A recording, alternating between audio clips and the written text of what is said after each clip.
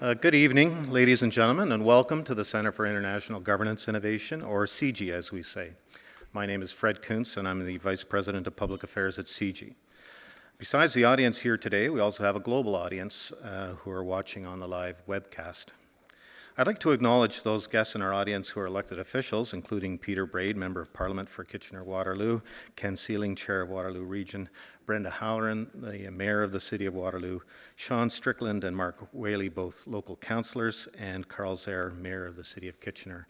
And some of those folks may not be here yet. It's a little hard to get to an event at 5, I understand, if you have a job. But we'll just begin. And our topic this evening is China-Canada relations in a changing global context. Excuse me if that's not me, thank goodness.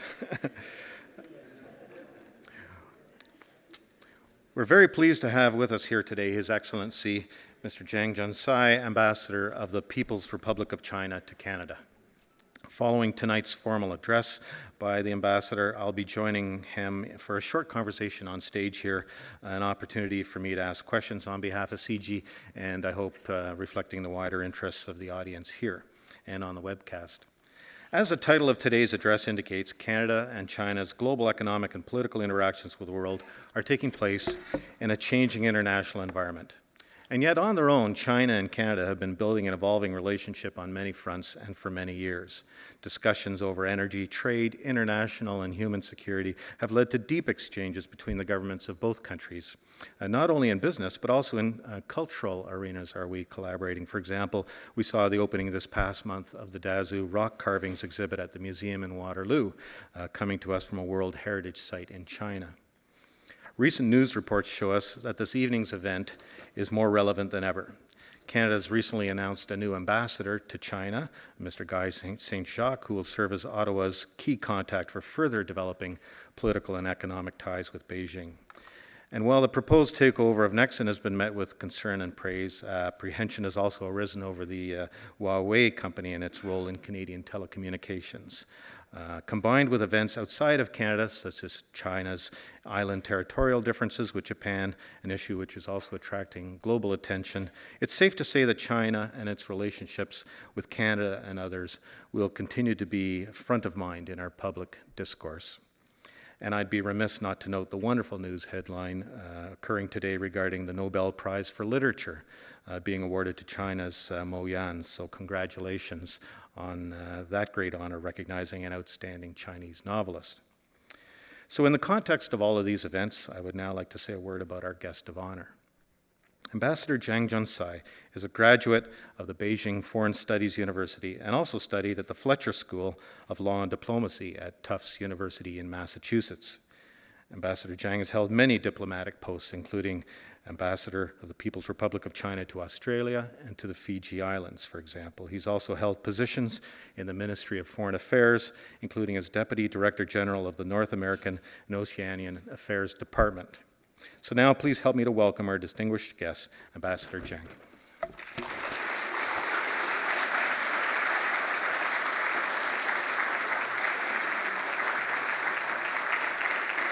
Thank you. Thank you very much, Fred, and ladies and gentlemen, dear friends. First of all, I wish to thank the host, CIGI, for inviting me to this beautiful city of Waterloo and giving me the chance to meet with friends, both old and new. So today the host wants me to talk about China-Canada relations in a changing global context. Let me start with the current international situation. A few days ago, I happened to visit CIGI's website. I saw headlines such as Europe date crisis, QE3 of the United States, Iran nuclear issues, the melting Arctic ice cap, and water management in Africa, BRICS, and multilateralism, G20, and so on and so forth. And those are really issues defining the world today.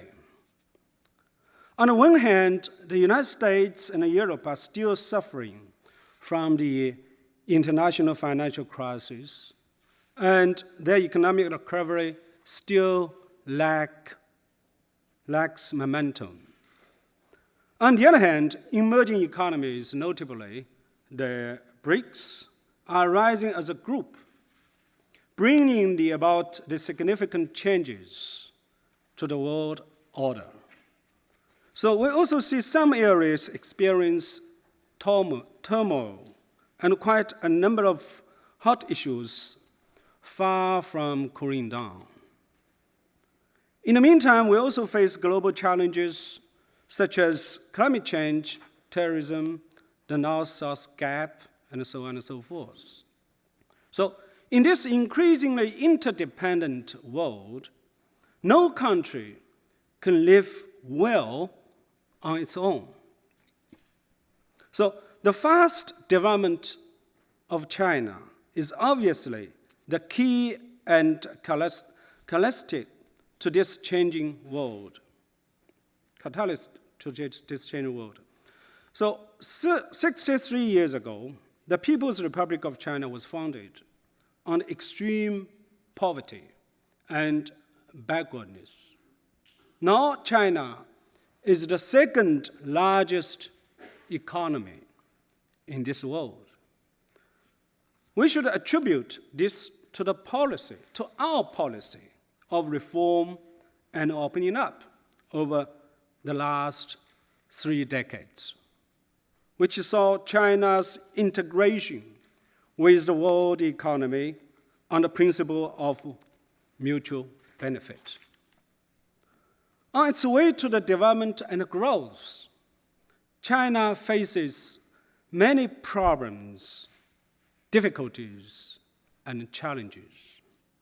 That's why China chose to engage in extensive exchanges with other countries and learn from their experiences. Yes, China has learned a lot from opening up.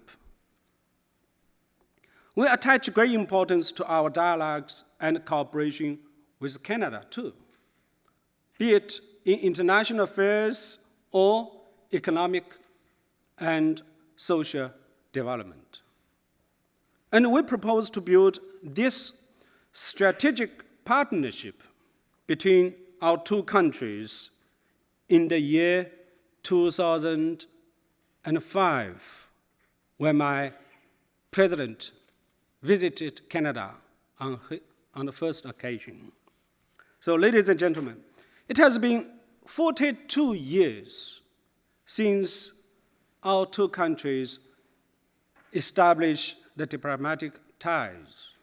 In fact, Canada is among the first Western countries to enter into diplomatic relations with China, 8 years earlier than the United States, 2 years earlier than Australia, where I worked as the Chinese ambassador before coming here to Ottawa.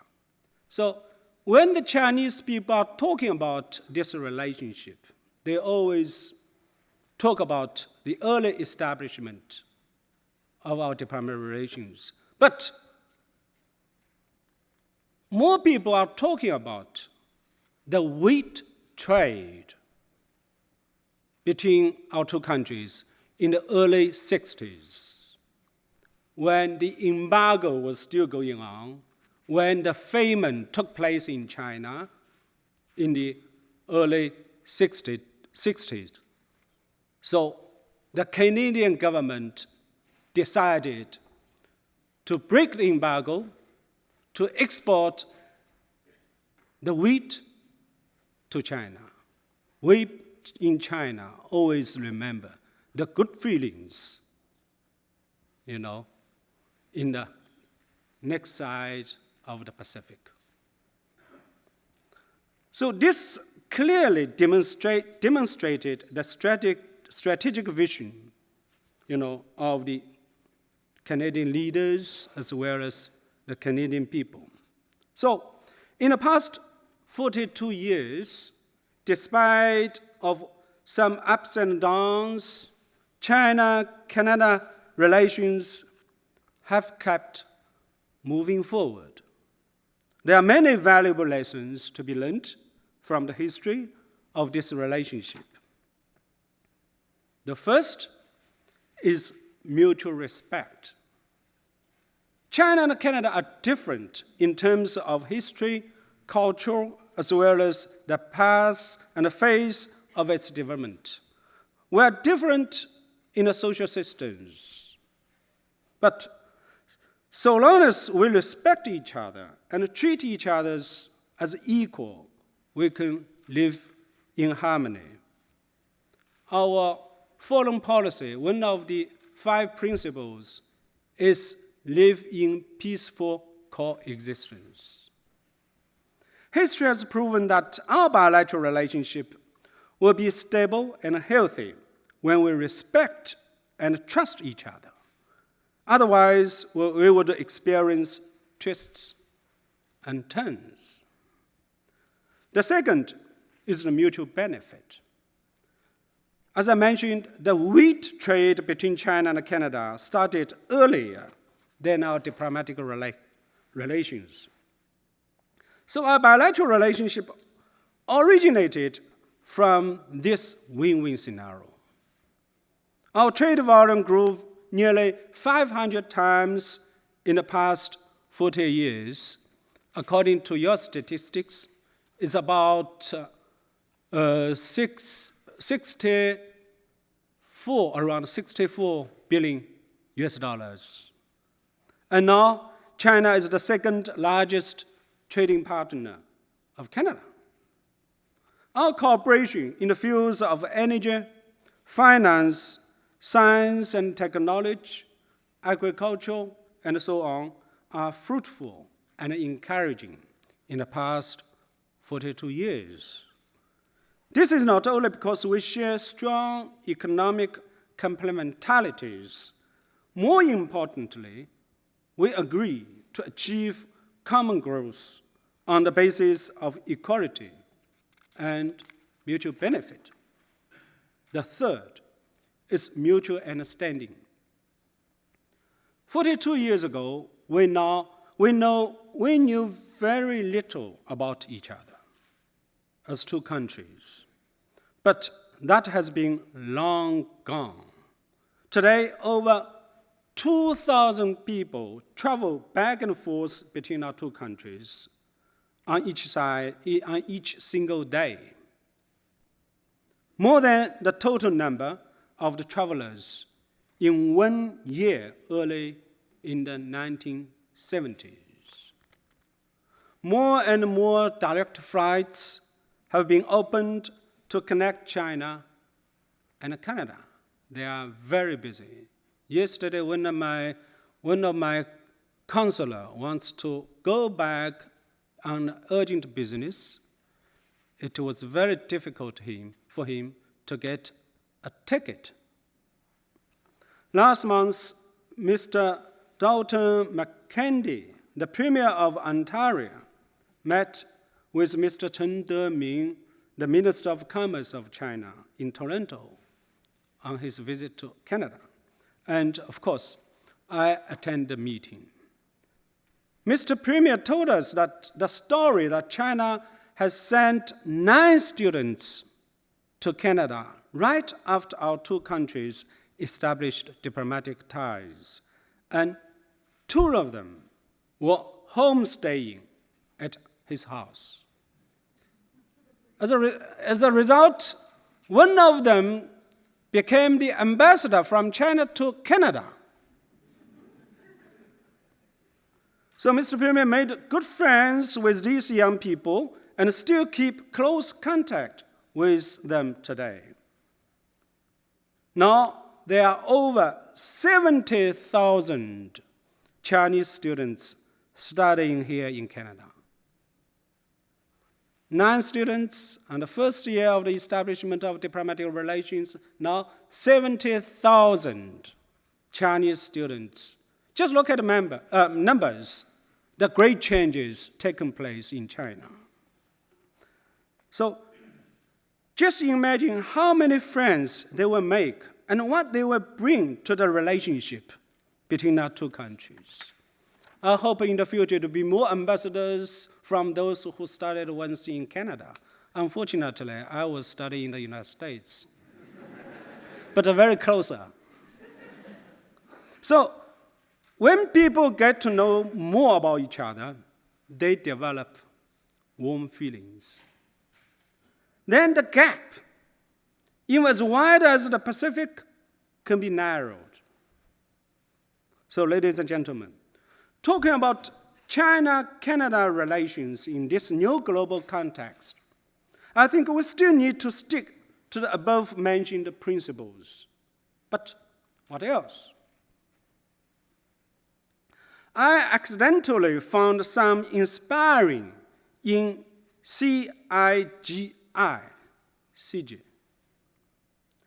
The initials for the Center of International Governance Innovation. Here are the 4 key points. First, C. C for change. Living in today's world of profound changes, we need to adapt to those changes in a timely fashion. 42 years ago, in light of the international situation, as well as our national interest, leaders of our two countries made strategic decision to establish the ties, demonstrating the great political courage and vision. Today, 42 years later, in face of the great changes happening in the global politics, economy, energy, security, technology, etc., China and Canada share more and more converging interests. It becomes all the more necessary for us to strengthen our will to deepen cooperation and reach stronger consensus for shared growth. The current Canadian government has been moving steadily in its strategy of economic and trade diversification, making Asia, including China, its priority. Having seen this importance of and great potential in our bilateral cooperation under new circumstances, many Canadian think tanks have repeatedly called on the decision makers of this country to seize the opportunity in Asia and China in particular. Now it is up to us, people like you and me, to turn these opportunities into real benefits for our two countries. I believe as long as we join hands together and move in the same direction, we'll get there. Second, I for information. Living in this era of information explosion, we need to get the right information for the healthy development of our bilateral relations. The explosion of information has brought us great conveniences, but also puzzles and confusion. In this China-Canada relations, there's always problems which hasn't been addressed properly. That is, large amount positive information on China and the relations between our two countries has yet found its way to reach the general public here in Canada. This makes it difficult for the Canadian people to get comprehensive and objective understanding about China. For example, there has been quite a substantial media attention on the slowing down of China's economic growth this year. It seems that China's miracle is about to come into its end. Actually, due to the efforts made by the Chinese government in transforming the mode of development and restructuring its economy, domestic demand and private investment have significantly raised their share in China's economic growth this year. And high-tech service industries are growing very fast, very fast. For instance, just finished long holiday, about 8 days holiday in China. Guess only for services income about 6 trillion RMB. So this is a very huge increase. It's about 17% than that of last year. So that is to say, the quality of China's economic growth is better than before. Otherwise, we could not have a sustainable economic development. We have to restructure our economy because we have developed to such a stage that it will be no longer sustainable if we mainly focus on 2 pillars, that is investment and export. What about domestic consumption? So in the last few years, we really gave the priority to the domestic consumption and restructure our economy. But it takes a little bit of time. But what I said, all these facts are ignored. Another example is about Chinese investment in Canada. For instance, with more and more Chinese investment coming to Canada in recent years, there was a loud cry for reciprocity.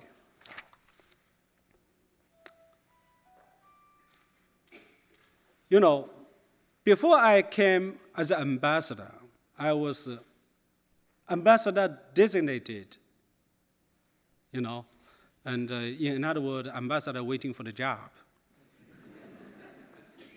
Happened that your former foreign minister, Lawrence Cannon, visited China. So my boss said that, well, you should get acquaintance with the foreign minister. So I accompanied him to visit Beijing and Shanghai. At the end of the day, we attend a reception hosted by your Consulate General in Shanghai on the site of Expo. So as soon as I entered the hall, I see the slogans saying, invest in Canada. I was very surprised because I was responsible for this country back in the headquarters for many years. I never had seen such invitation from our Canadian friends. I said, well, Minister, it would not happen 5 years ago. He nodded in agreement. But let me share some simple facts with you. Currently, there are more than 12,000 Canadian enterprises registered in China in finance, aviation, mining, manufacturing, railways, and etc. Lots of companies. Most of them went to China 20, 30 years ago. So now, and according to our statistics, up till today, this year, the number of new Canadian business established in China is over 200. Almost one day a company established in China. So after visiting China, many Canadian friends told me that China they saw with their own eyes was very different from what they read and heard. That's why we should encourage more people-to-people exchanges in culture, education, tourism, etc. And let more Canadian people visit China so as to get the first-hand information about China.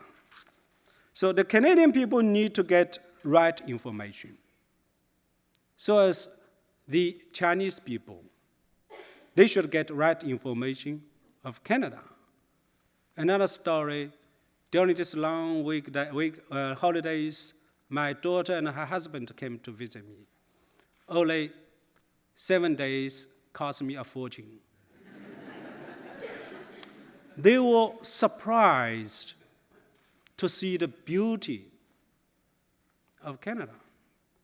I took them to Montreal, Kingston, and Toronto, and Vancouver, all these cities. The beauty, especially in the fall, maple leaves and friendly people. They enjoyed in the little restaurants and meet people. I took them to the functions. They were so it's the first time for them to experience Canada. After trip, they say they will come again. But I say, no, well, hold on. Hold on. So, in 2008, CIGI held a very educational and informative seminar on China in the shifting world order, which helped many people to learn and understand more about China. So, and I encourage you to do more along this line. Third, G. G for growth. Living in a world where growth is desperately needed, China and Canada should identify more areas for pragmatic cooperation so as to fuel common growth. Currently, the top priority of the Chinese government is to stabilize the nation's economic growth. And the Canadian government is also working hard for sustainable economic growth. So there's every reason for us to strengthen our cooperation in response to our common challenges. As I mentioned at the beginning of the talk, we haven't seen gloomy pictures in Europe, and not very good picture in the United States. So that just released China-Canada Economic Complementarity Study highlighted the fact that China and Canada, while each having strong comparative advantages in the global market, enjoy strong complementarities, especially in the following 7 sectors: agricultural and agri-food, including fish and seafood, clean technology and environmental goods and services, machinery and equipment, natural resources and derived products, services, textiles and related products, and transportation, infrastructure, and aerospace. These, I would say, are sectors where we have significant potential for expanded cooperation. Last month, Chinese President Hu Jintao and Canadian Prime Minister Stephen Harper witnessed the signing of China-Canada Foreign Investment Protection and Promotion and Protection Agreement. It's a milestone agreement, providing a clearer and more predictable policy framework for the two-way investments. You guess how long it took for the negotiations, how long it will pass to success, how many governments, it took. About 18 years. So then people ask me why today we reached the agreement. I think times is just right. We need each other more than ever. Our economy is closely, very complementary. Now it's a high time for the business communities of our two countries to make full use of these favorable conditions created by our two governments and bring more tangible benefits to our two peoples through cooperation. No matter how the current global economy unfolds, I believe it is all the more important for both countries to continue adhering to the principle of openness and cooperation, and continue striving for free trade and economic globalization. These should be no going back to protectionism. And this is the only way that we can achieve common growth. Fourth, again, I, for innovation. Living in a world where innovation is highly valued, both China and Canada need to embrace new ideas, initiatives for the further development of their bilateral relations. Facing a sluggish global economy, innovation is regarded by many countries as an important driver for growth. And to China and Canada, it's no exception. If we were to push the Canada-China relationship to a new high, innovative ideas are very much needed. We can make innovation to the existing 20-some intergovernmental dialogue and cooperation mechanism. We can upgrade some of these dialogues to a higher level or add more content so that they can better adapt to the reality of our relationship. We need more exchanges and dialogues between our think tanks, respective institutions, scholars, and business communities. As I mentioned to the Vice President today, just now, say we need to promote second track dialogue. That helps a lot, not only to the government, to the better understanding of our two peoples. I would also encourage Chinese and Canadian media to be more active and innovative in their exchanges with each other. Currently, China has established media forum with the United Kingdom, Germany, respectively, which played a significant role in cultivating mutual understanding of each other's history, culture, and development. Then why can't we establish such a platform between us? Ladies and gentlemen, the knowledge-based economy of the city of Waterloo is envy to many in the world. This is a city of creativity and innovation. Innovation is also the tenet of CIGI. And I believe that many of you present here tonight also have great ideas and fresh thoughts on these bilateral relations. I look forward to hearing your insights and seeing you in action and working together with you to push forward the partnership of comprehensive cooperation between our two countries. Thank you.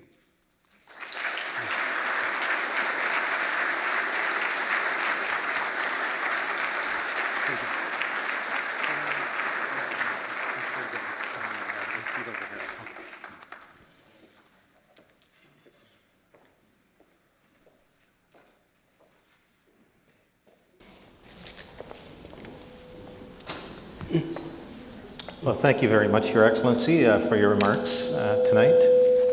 Just do a little sound check, get the levels right. Very interesting, and certainly fascinated by some of the facts and figures you mentioned when you say 70,000 Chinese students in Canada. I believe many of them are right here at the University of Waterloo and Wilfrid Laurier, so we certainly see that every day. About 2,000 people flying between our countries every day, and figures like that are very interesting. Now, I've spent a couple of years here trying to get people to understand what CIGI stands for. I think they may be a little more confused now after this. But at least we can agree on innovation. I is for innovation. I'd like to thank you now for this conversation. We're about to have an opportunity to pose a few questions, if I may, on behalf of CIGI and the audience. And the first regards a matter of international business relations and domestic concerns. So I'm referring to the Canadians raising concerns about the proposed CNOOC purchase of Nexen Energy. And so I wonder about your views on this, and are there concerns for Canada? Oh, yes, I think that this is just actually a reflection, of the rapid development of our bilateral economic and trade relations. And this also shows the interest of the Chinese companies in Canada. As I mentioned, that because before I came, I saw the slogan, invest in Canada, because this bilateral relation has come back steadily, developing very fast in the last couple of years. So, because the companies in China have seen the potential of this economic relations. On the other side, that for Canada itself, the companies have seen the very transparent business environment and very mature regulations and laws, and especially the management, all, very, very, very, important for the Chinese companies. After 30 years of reform and opening up, the Chinese companies learning foreign experiences, mainly domestically, with the joint ventures with foreign companies, including Canada's. Now it's time for the companies going abroad to join in the international market. I think this is quite natural. But what I want to point out is that they are here for the mutual benefit, for the win-win scenario, And because China, these companies are profitable, That's why they have the liquidity to invest overseas. So through this, they can learn more from yours and from new technology and so on and so forth. So I think that, this is quite natural. And the other day, I still remember that I was interviewed by the Global Mail. So that's it's a business. It's an individual case, So business is a business. We don't want to see this investment to be linked to something else, So this is, and some people might be afraid that, all the resources will be controlled by China. I don't think it's true. So far, Chinese investment here only occupies less than 4 or 5% of the international investment Canada has. So how come that China came to grab all your resources? And look at all these resources going to the south, not going to the west, to China, not going to Asia now, So this is just to participate in the international. And also, a lot of talk about so-called state-owned enterprises. Some say that state-controlled enterprises. I would like to say state-owned enterprises, not state-run enterprises. And the company coming to take over, a friendly takeover of Nixon, is still waiting for the approval of the Canadian government. It's actually a subsidiary of the CIGI. This company is listed in the New York stock market and the Hong Kong stock market. Their goal is to be responsible, first, to make money, make profit. Second, to be responsible to their shareholders. Their shareholders, not Chinese government. Their shareholders, people all over the world. So we have to understand all these things. So that's we see that state-owned enterprises, we have a lot in other countries. You have Crown Corporation. The practice is that we appointed the boss of these enterprises. Go ahead, make money, otherwise you're out. So this is very easy, you know? So you make money. If you are not making money, then you're out. Your enterprises, you develop your own strategies. You know, you develop your own market. So this is the similar things.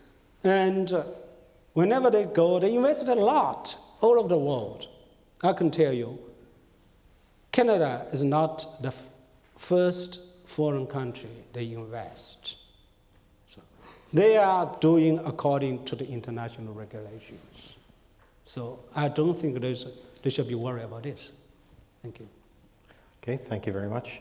I'd like to ask you about the change that's happening in China that the whole world is interested in, of course, which is the very significant change in leadership in Chinese government, and whether that change should cause any changes in Canadian-Chinese relations or in China's global positions. Number one, the change will be very smooth. Every 10 years, there'll be change of the government, of the Communist Party Central Committee and a Standing Committee. And we have established the pattern, collective leadership, and a change very smooth if you look at the last 3 decades, because we learned from previous experience. This pattern just fits to the Chinese situation, not fits to your country, to China. And of course, there's always a continuation of our foreign policies of reform and opening up. We said there's no force in China to reverse the reform and opening up. There's a common consensus, not among the leaders, but among the whole Chinese people. That's why we developed very fast. And of course, 2005, China and Canada established strategic partner relations. This is not only for one government's decision. I think that this will not be changed. For instance, we established this relationship with the Liberal Party when they were in government. The Conservative Party came, they stick to this relationship. Likewise, as China's changing of the government, to develop this relationship is a set policy. I should say no change in our bilateral relations. Instead, we will accelerate this relationship, because Canada is so important as a partner for China, for future economic development. As I mentioned this just now, very strong complementarity, very mature, business environment, and we can have a win-win scenario in further. And of course, we have differences. In the family, also have differences, let alone the 2 countries. But the thing is that we should put this kind of differences in a certain place, not let them in the way of our development, mainstream of development of these bilateral relations. So that we hope that differences, we can sit down, we talk, we discuss, understand each other. But our main strain is to develop, overall relationship, not economic, but also cultural, education, science and technology, and agriculture. Thank you.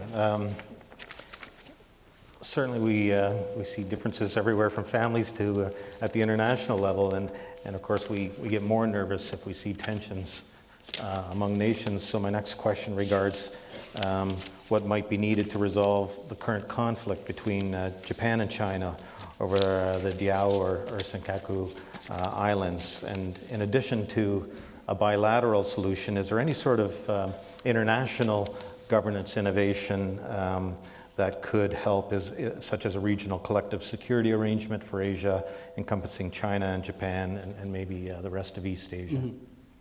You know, 钓鱼岛 and its affiliated islands have been an integral part of China's territory since ancient times. You know, China has indisputable historical and legal, evidence in this regard.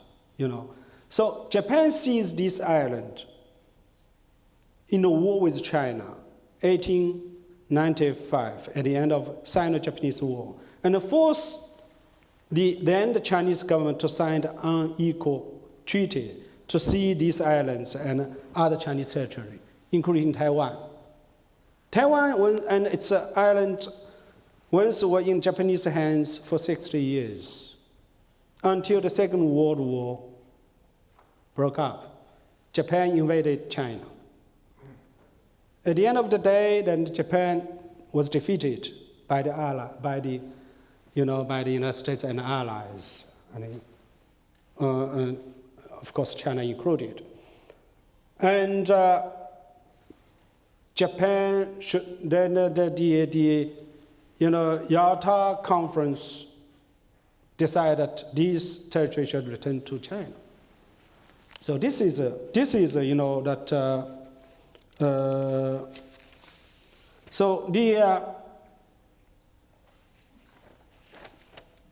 So by taking this such, recently Japanese actually, took, unilaterally the action of so-called buy 钓鱼岛 island, nationalized. So this is a kind of infringe upon the Chinese, territorial integrity. And if you check history, when we established relations with Japan, that the two leaders, and then Deng Xiaoping and his counterpart, agreed that now we'll have dispute on this territory, but we should set aside, not touch that, for the future generation to solve. We develop our relations. This is a very sensible, decision. In the past 30 years, two sides actually, on the whole, stick to these principles. But suddenly, this action taken by the Japanese government, so angered by the majority of all the Chinese people. That's why this bilateral relations deteriorated very fast. So, as come to the territorial integrity, we have no compromises. We stand fast, stay fast. This is our end. As you mentioned that where there should be the regional settlement on this, because this is bilateral issues, it's better for the two countries settle down. We advocate for the peaceful negotiation. We advocate that we ask Japan should come back to the negotiation table, should correct their wrongdoings. But if other countries involving, it will make things more complicated. So. Well, it's a very interesting approach. Just set it aside and leave it for later. Mm-hmm. I heard a radio program today say almost the same thing, that it's okay sometimes in a personal relationship to go to bed angry, because sometimes when you wake up in the morning, the problem is gone anyway. So it's a similar approach. I appreciate that you took the time to look at the CIGI website and to comment on our 2008 conference on China and a shifting global order, and some of the more recent work we're doing supporting research in Africa and other places. And so I wanted to ask you, in your view, how can CIGI, as a Center for Independent Policy Analysis, contribute to a more prosperous and stable world? What is the role of think tanks, and what global policy issues can CIGI's research be focused on from a Chinese perspective? Of course, you know that CIGI actually has played a very important role, and you have held a quite serious, important, forums and dialogues and play very important. And also that your priority, I just mentioned, I met some friends that G20, BRICS, I think these are the very hot topic, especially G20, it decides the future of the world economy. BRICS, it's a force should not be ignored. They are emerging market and more important in the future's world affairs. I think that, CIGI, like a prestigious, the organization should play more an important role in research, in participation, and other areas. And for us, the Chinese embassy here is always ready, to contribute our part. If it comes to the bilateral relations, or if it comes to the other regional issues, if you want to, the Chinese embassy do something, then we are always ready, try our best to help. I think that I just mentioned about the second track. It's a very important, platform, to help the media, the public, understand the importance of the subject you are doing, the research you are doing.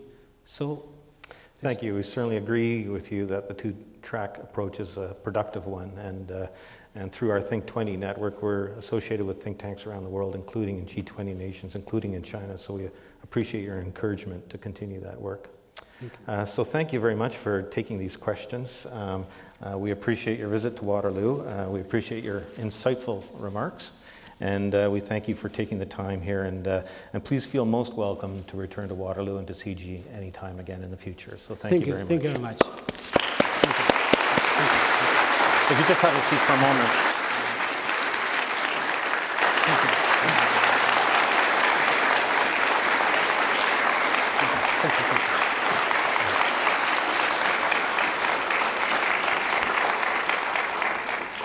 I'd also like to thank you, our audience, for coming here tonight, and to thank the online webcast audience for joining us. And I just want to mention the other CIGI events happening this month. There are 3 of them. On October 18th, CIGI and the Balsley School of International Affairs and the University of Waterloo will be hosting Brazil's ambassador to Canada as he speaks on Brazil and its prospects for the future.